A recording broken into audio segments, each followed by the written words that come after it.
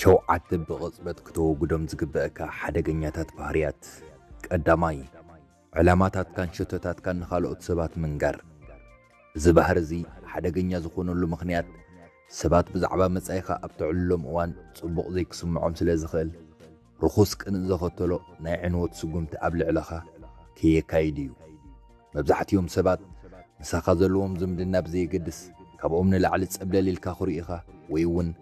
ካብ ናቶም ህይወት ዝበለጸ ናብራ ክትመርሕ ነብሶም ስለ ዘይገብረሎም ንጥፋኣትካ ዘንቀደ ናይ ድንጋገ ስጉምቲ ክእውጁ ይጓየዮም ካልኣይ ምምራር ብሕጊ ስሕበት መሰረት እቲ ብዙሕ ዘማርር ጸገማቱ መመሊሱ ይስዕርር ይብል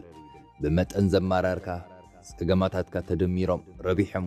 ካልኦት ዘይነበሩኻ ጸገማት ጸዊዖም ከም ዝመለሱኻን ኣብ ኢድካ ዝነበሩ መፍትሕታት ከይተረፈ ከም ዝጠፍኡኻን ይግለጽ እቲ ኣብ ሓንጎልካ ተሰላሰሉ ሓሳብ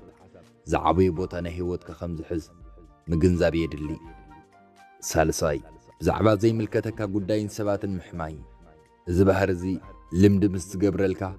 ኣገባብ ፈዋውስኡ ልክዕ ከም ሽጋራን ካልኦት ንዕኡ ዝመስሉ ወልፍታትን እዩ ብቐሊሉ ዝገድፍ ዓይነት ወልፊ ስለ ዘይኮነ ኣብ ደረጃ ወልፊ ከይበጽሐ ከተወግዶ ይግባእ ዕውታት ሰባት ብዛዕባ ሓሳባት ይዛተዩን ይዕልሉን ዘይዕውታት ሓመይቲ ሰባት ግን ብዛዕባ ሰባት ይዛተዩን ይዕልሉን እቲኦም ይልወጡ እቲኦም ግን ንድሕሪት የንጋሕጥጡ ራብዓይ ይጽንሓለይ ዝብል ባህሪ እዚ ባህሪ እዚ ቀስ ብቐስ ከይተረድአካ ዝለምደካን ምስ ለመደካ ድማ ከም ሰልሚ ዝውሕጠካን ሰላሕታዊ ሕማም እዩ ብመጠን ዝተዳጋገመሉ ድማ ቋሚ ባህርኻ ይኸውን እሞ ብትኽኺት ተላዕቲትካ ናይ ስነ ኣእምራዊ ድውይ ኮይንካ ካብ ጥቕሚ ወፃኢ ትኸውን ሎሚ ክትገብሮን ክትሰርሖን እንዳኸኣልካ ንጽባሕ ኢልካ ምስግጋር ምዕጢጣይን ካብ ምስረሖም ምሕካልን ካልእ ጸቕጢ ዝፈጥር ተደራቢ ስራሕ ምውሳኽ እዩ ይጽንሓለይ ትብል ቃል ኣንጻር መንገዲ ዓወት እያ እሞ ትጽንሓልካ ሓሙሻይ ናይ ኣምሶልነት ባህሪ እዚ እውን ሓደ ካብቶም ሓደገኛታት ንብሎም ባህሪ ኮይኑ ማዕረ ግዳይ ተነጽሎን ጭንቀትን ክገብር ዝኽእል መርዛም ልምዲ እውን እዩ ኣብ ድሓን ኩነታት እንተደኣ ዘይሃሊኻ ነቶም ውሽጥኻ ዝሰምዑ ሰባት ድሓን ከም ዘየለኻ ሓብሮም ደቂ ሰባት ኣእምሮ ወዲ ሰብ ከንብብ ዝኽእል ምዕቡል ማሽን ወይ ኤክስስ ረየብሎምን ሻድሻይ ልዕሊ ነፍስኻ ኣብ ካልኦት ሰባት ተተኩሮ ምግባር እዚ ባህር እዚ ምስ ግዜ ዝምዕብል ዘገምታዊ ርዕመት ዘለዎ ናይ ኣእምሮ መልመስቲ ዘኸትል ጉጉይ ኣመላኻኽታ ኣብ ልዕለኻን ኣብ ልዕሊ ካልኦት ሰባትን እዩ ሰባት ካባኻን ላዕሊ ከም ዝበልጹን ከም ዝበልሑን እትበፂሖሞ ዘለዉ ደረጃ ድማ ክትበጽሖ ከም ዘይትኽእልን ከም ዘይምልከተካን ንገዛእ ርእስኻ ብምእማን ባዕላዊ ትሑት ኣመላኻኽታ ግምትን ብምሃብ ካብ ዓወት ምቁጣብ እዩ ዓወት ንኹሉ ሰብ ትምልከት ሓበራዊ ትርሻን እያ ግን ድማ እቲ ደረጃ ብደረጃ እናሓኾረ ዝድይብ ሰብ ጥራይ እዩ ዝውንና ሻውዓይ ሓደሽቲ ነገራት ንኸይትፍትን ምፍራሕ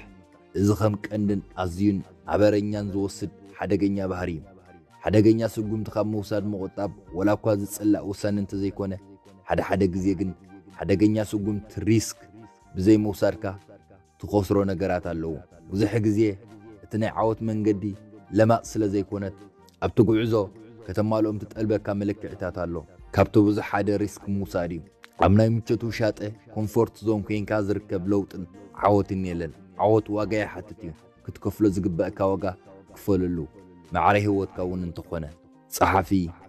ናትናኤል ኣራፋይነ